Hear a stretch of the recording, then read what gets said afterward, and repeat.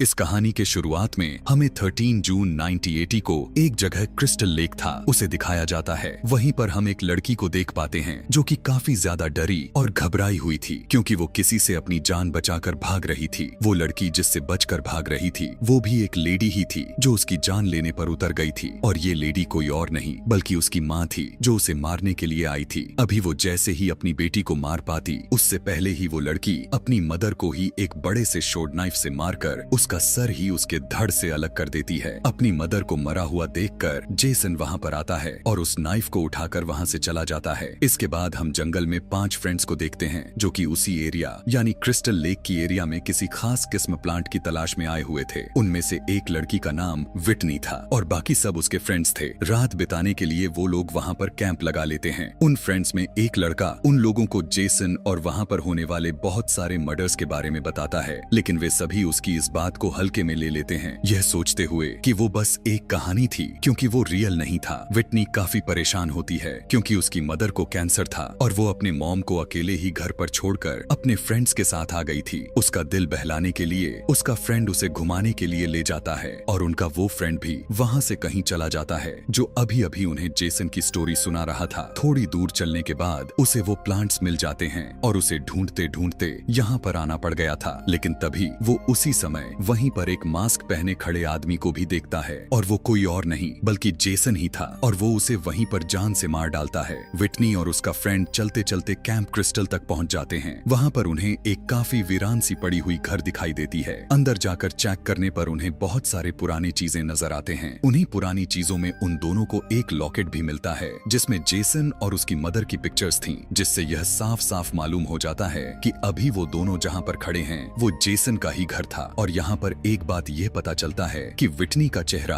काफी हद तक जेसन की मदर से ही मिलता जुलता था। वहीं पर एक बेबी का रूम भी मिलता है जिसके बेड पर जेसन का नाम लिखा हुआ था। दूसरी तरफ विटनी की फ्रेंड को टेंट के बाहर किसी के चलने की आवाज सुनाई देती है और वो समझते हैं कि शायद उनका फ्रेंड उनके साथ प्रैंक कर रहा है, लेकिन असल में तो ऐसा कुछ भी नहीं था। इसीलिए यह देखने के लिए कि कौन है वो बाहर चेक करने के लिए जाता है। वो मेल अपने फ्रेंड को ढूंढते ढूंढते उन्हीं प्लांट्स के पास आ जाता है जिनकी वो तलाश में तभी वहीं पर उसे अपनी फ्रेंड की लाइट मिल जाती है। यहीं पर हमें एक अजीब सा सीन देखने को भी मिलता है। वहाँ पर उसके फ्रेंड की ईयरफोन भी थे, उसके साथ उसका कटा हुआ कान भी था कि तभी वो वहीं पर अपने दोस्त की डेड बॉडी को भी देखता है। उसे देखकर वो काफी घबरा जाता है और वहाँ से भागते हुए कैंप की तरफ आ जाता है। लेकिन कैंप भी अब किसी खतरे से खाली तो बिल्कुल भी नहीं था। कैंप में आते ही वो देखता है कि उसकी फ्रेंड को एक ब्लैंकेट में लपेटकर आग के ऊपर पेड़ के साथ बांधकर लटकाया गया होता है। वो उसे बचाने के लिए आगे बढ़ता है लेकिन खुद वो एक बहुत बड़े ट्रैप में फंस जाता है जिससे वो काफी इंजर्ड हो जाता है। वो खुद को ट्रैप से आजाद करने की काफी कोशिश करता है, लेकिन इसी कोशिश के दौरान उसकी फ्रेंड आग में जलकर मर जाती है। लेकिन वो फिर भी वो खुद को उस ट्रैप से आजाद नहीं कर पाता। विटनी और उसका फ्रेंड एक रूम में पहुंचते हैं जहाँ पर किसी ने काफी अजीब तरीकों से एक श्राइन बनाया हुआ था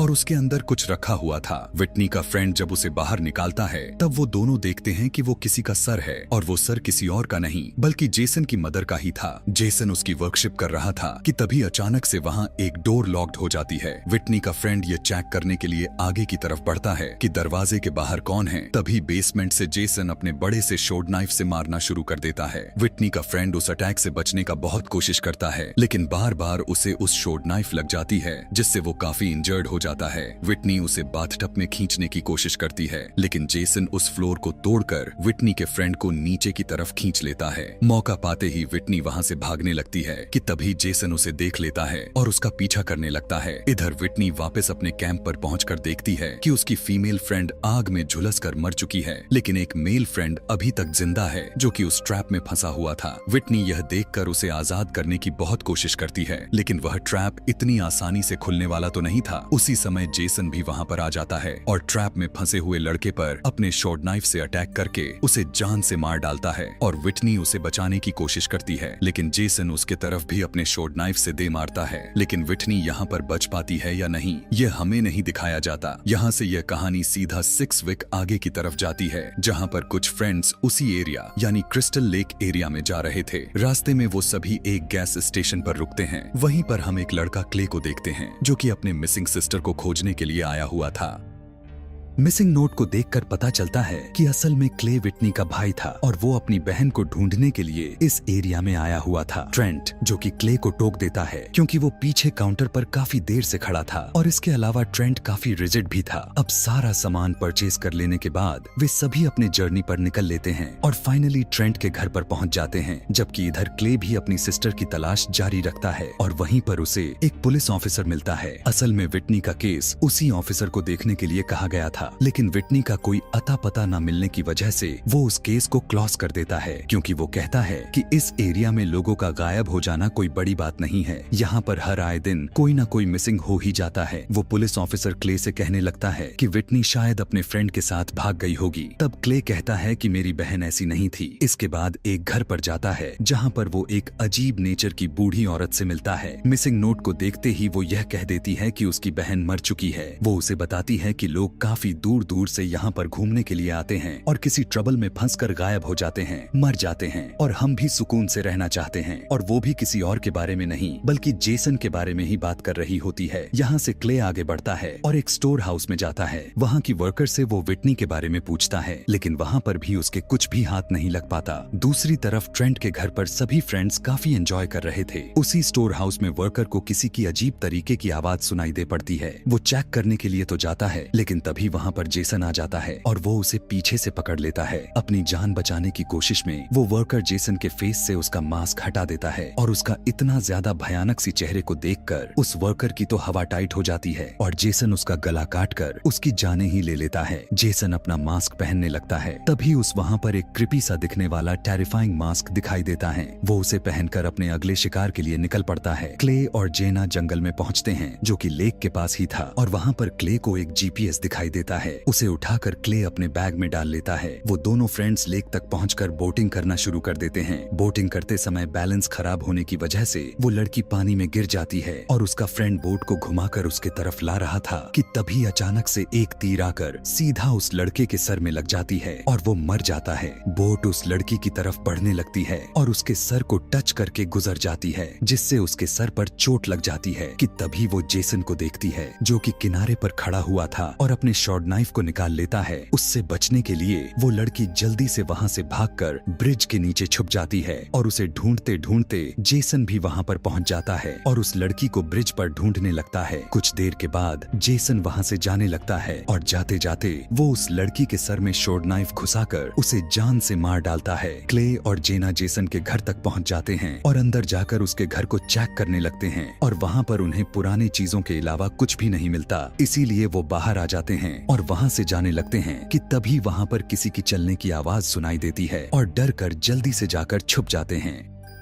वो देखते हैं जेसन किसी को बॉडी को अपने कंधे पर उठाए हुए आ रहा था और उस डेड बॉडी को उन दोनों के सामने ही फेंक देता है। जेसन को वहाँ पर क्ले का बैग मिल जाता है, जिससे वो फौरन समझ जाता है कि वहाँ पर कोई ना कोई तो जरूर आया हुआ है। इसीलिए जेसन उन्हें वहाँ पर ढूंढने लगता है और जब वो उसे नहीं मिलते तब वो उस डेड बॉडी और क्ले की बैग को लेकर वहाँ से चला जाता है। जेसन के वहाँ से जाते ही वो दोनों भी वहाँ से भाग जाते हैं ताकि वो अपने बाकी के फ्रेंड्स उसके बारे में बता सके। भागते भागते वो बिछाए हुए एक रस्सी से टकरा जाते हैं, जिसकी वजह से उसके बेसमेंट में लाइट जल जाती है और यहाँ पर बेल्स बजना शुरू हो जाता है। वहीं बेसमेंट में काफी ज्यादा टर्नल भी थे और यहाँ पर हमें यह पता चलता है कि ये वही एक सिग्नल्स था जिससे जेसन को यह पता चल जाता था कि कोई वहाँ पर आया हुआ है। बेसमेंट में हम देख पाते हैं कि उसने विटनी को अभी तक कैद करके रखा हुआ है और उसे ना मारने और उसे जिंदा रखने का मकसद सिर्फ और सिर्फ यही था कि उसकी शकल उसकी मदर से मैच होती थी। कुछ टाइम के बाद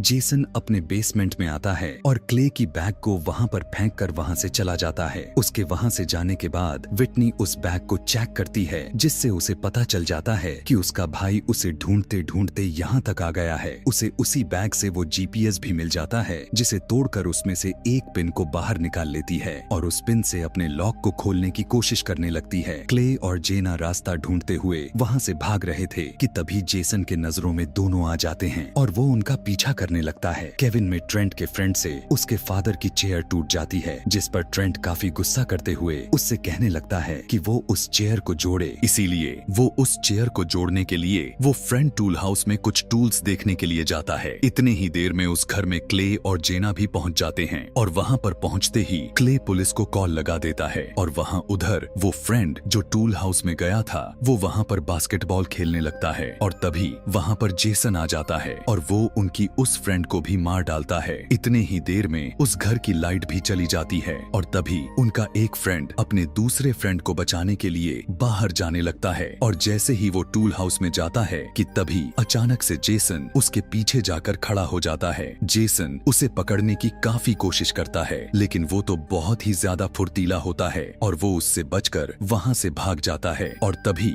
वहीं पर जेसन रखी हुई एक्स को उठाता है और सीधा उसकी तरफ फेंकता है और वो आकर उसके पीठ पर लगती है और वो जोर जोर से चिल्लाने लगता है और उस आवाज को उसके बाकी के फ्रेंड्स भी सुन लेते हैं। लेकिन क्ले सबको बाहर जाने से मना कर देता है। उसे पता था कि जेसन उनके लिए उनके उस फ्रेंड को यूज कर रहा है। यह सोचते हुए उसे बचाने के लिए उसके बाकी के फ्रेंड्स भी वहां पर आएंगे और जब कोई उसकी मदद के लिए नहीं आता तब जेसन उसे जान से मार डालता है। ट्रेंट गन लेने के लिए अपने रूम में जाता है और उसकी फ्रेंड भी उसके पीछे ही जाती है लेकिन जेसन उसे पकड़कर उसे वहीं पर जान से मार डालता है कि तभी उसी समय वो पुलिस ऑफिसर भी वहां पर आ चुका था और जेसन उसे भी देख लेता है। वो पुलिस ऑफिसर दरवाजे पर नॉक करता है और जेना दरवाजा खोलने के लिए आती है लेकिन इससे पहले कि दरवाजा खुलता जेसन उस पुलिस ऑफिसर को भी मौत का नींद सुला देता है, उसे जान से मार देता है। डरते हुए वो लोग ऊपर की तरफ चले जाते हैं और अपने फ्रेंड की डेड बॉडी को देखकर वो समझ गए थे कि इस घर का कोई भी हिस्सा अब इनके लिए खतरे से खाली नहीं है और वो भागकर जल्दी से बाहर आ जाते हैं। ट्रेंट उस पुलिस ऑफिसर की कार को स्टार्ट करने की कोशिश करता है लेकिन तभी जेसन उनके फ्रेंड्स की डेड बॉडीज को उस कार पर फेंक देता है। वो तीनों वहां से भागने लगते हैं। क्ले और जेना एक तरफ भागते हैं और ट्रेंट दूसरी तरफ भागता है। जल्दबाजी में ट्रेंट की गन भी कहीं पर गिर जाती है। वो काफी ढूंढता है लेकिन उसे उसकी गन नहीं मिलती और वो भागते भागते मेन रोड तक भी आ जाता है और वहां पर उसकी हेल्प के लिए एक ट्रक भी रुक जाती है लेकिन यहाँ पर उसे डाउट होने लगता है कि कहीं उस ट्रक में जेसन तो मौजूद नहीं है लेकिन जेसन तो उसके पीछे ही खड़ा था और जेसन शॉर्ट नाइफ उसके अंदर घुसाकर उसे हवा से लटका देता है और ट्रक में लगी हुई स्पाइक्स में उसे घुसा देता है और ट्रक ड्राइवर उसे उन्हीं स्पाइक्स में लगा हुआ वहां से ले जाता है। क्ले और जेना भागते भागते एक बार फिर से जेसन के घर में आ जाते हैं और इस बार उनकी आने की आहट विटनी भी सुन जाती है और हेल्प के लिए चिल्लाने लग जाती है और उसकी आवाज को क्ले भी सुन लेता है। वो बेसमेंट में एक दूसरे को बचाने के लिए जाते हैं और सिबलिंग्स एक दूसरे को देखकर काफी खुश हो जाते हैं और क्ले एक हथौड़े से उसकी हाथ में बांधा हुआ जंजीर को तोड़ने लगता है। इतने ही देर में जेसन भी वहां पर आ जाता है लेकिन उसके वहां पर आने से पहले ही वो उसके हैंड्सकप को खोल लेते हैं और तीनों वहां से भाग जाते हैं। जेसन वहां पर आता है और जब वो देखता है कि विटनी वहां पर नहीं है तब वो गुस्से से पागल हो जाता है और वो उन तीनों का पीछा करने लगता है। वो लोग भी बाहर निकलने का रास्ता भी ढूंढ चुके थे। अब क्ले और विटनी तो बाहर निकल जाते हैं लेकिन जेना नहीं निकल पाती और जेसन उसे जान से मार डालता है। क्ले और विटनी वहां से सीधा आगे की तरफ बढ़ते हैं। असल में बाहर निकलने का रास्ता एक टूटी हुई बस था। क्ले बाहर निकलकर विटनी को भी बाहर निकालने की कोशिश करता है लेकिन जेसन वहां पर आ जाता है और क्ले को पकड़कर बस के विंडो में उसके सर को देकर मारता है। फिर जेसन बस के अंदर जैसे ही जाता है उसी समय विटनी छुप जाती है और जैसे ही जेसन उसके सामने आता है वो उसे पैर मारकर उसे बेसमेंट में गिरा देती है। क्ले उसे बाहर निकाल लेता है और फौरन वो दोनों वहां से भाग जाते हैं। वो उसी स्टोर हाउस में आते हैं और क्ले विटनी को छुपाकर खुद किसी तरह का हथियार को ढूंढने लगता है कि तभी अचानक से जेसन वहां पर आकर उसे पकड़ लेता है और ग्राइंडर में उसका सर को देकर उसे मारने की कोशिश करता है कि तभी वहां पर विटनी आकर जेसन को उसके नाम से बुलाती है जिससे थोड़ा रिलैक्स हो जाता है। विटनी उसे उसकी मदर का लॉकेट दिखाती है और वो क्ले को छोड़ देता है और इसी मौके का फायदा उठाकर क्ले जल्दी से उसके गर्दन में एक चेन को लपेट देता है और विटनी उस चेन को ग्राइंडर में फेंक देती है। चेन खींचने की वजह से